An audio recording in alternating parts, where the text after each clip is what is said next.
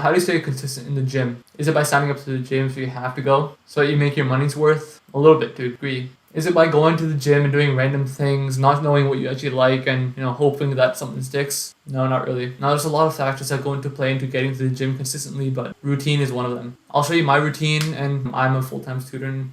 This is how you can do something like this and how you can implement it. Now, my name's Amon. I help people with mental and physical health reframes to make sure that they achieve their purpose, whatever that might be. That might be making money, getting a good physique, whatever that is. Now I'll quickly go ahead and show what my routine looks like. Alright, so I'm just going to go over the routine and what I actually use to actually schedule and organize everything. So here's basically how I schedule it. So I have my sleep block. Obviously, I schedule that into a calendar. Obviously repeating every single day. I have my block of the morning routine here, all that every single day. And then here is just my gym block, but obviously it's just assumed, right? Just get back to the gym. So morning routine up until 5:30, and then from 5:30 I go to the gym in this time. And I do that because most times I'd have to go to school. So here I'd have that time where I actually go to the gym, and then I'd get back from the gym, do a cold shower, and then around this time my boss comes and then I'll go to school. So since I wasn't really consistent when I went to the gym after school, because it's just like a lot of time to actually spend. It's like 30 minutes to get ready, and then an hour there, and then around 30 minutes to come back and cold shower, and then get ready to do whatever other task I have for the day. So if I just do it in the morning, then that whole morning, all it's dedicated to is just the gym. And that way I don't have to worry about actually going to the gym when I'm coming back from school.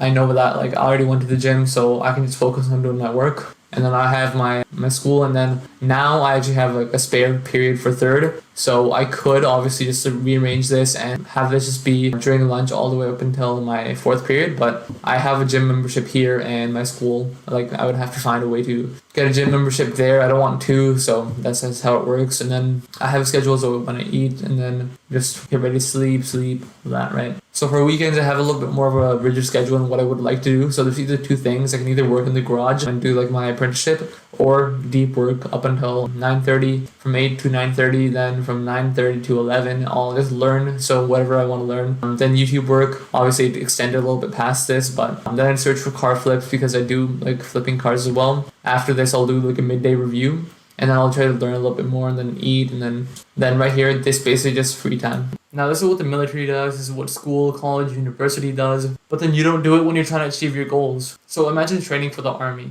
but instead of actually giving you a schedule, they say become the best soldier possible. And then they leave you to do whatever you want. Now some people will know what to do and will do it. Other people will know what to do, but they won't do it. And then the third camp, they won't know what to do and won't do anything because they don't know what to do. It's going to be utter chaos. People who would have become good soldiers will not be. They wouldn't even try. And there wouldn't be discipline either. They're just working on motivation, on the motivation of becoming the best soldier possible.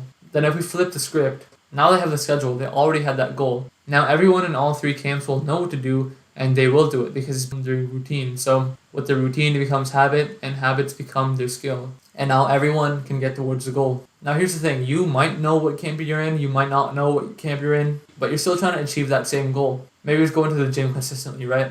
A routine and an ideal week planned out might be the only thing that might help you actually, be consistent in whatever you want to do. Maybe you only achieve 2 events in one day that you actually planned, but that's still better than achieving nothing that you planned out. And that's going to help you get towards a routine and eventually a habit, that habit turning into a good skill of yours. I came to this realization a couple of days ago when I realized that when I came home, I was actually doing nothing. I was just wasting all my time. But then I realized, okay, I've noticed something. When I have something in my calendar and I have a reminder to actually do it, then it gets done and I do the whole thing. But then if it's not in my calendar, it's not in my mind, and then my mind wanders and my mind just gets me along a path where I do nothing productive that day. So hopefully this realization I've had might help you, but obviously I've been doing a lot of this schedule for a long time. Obviously I'm improving as I go, and I'll help you improve as you go as well. Now if you like this video on the ideal week strategy, you can learn a little bit more about that. There will be a link in the description below on a link to Ali Abdal's video about it.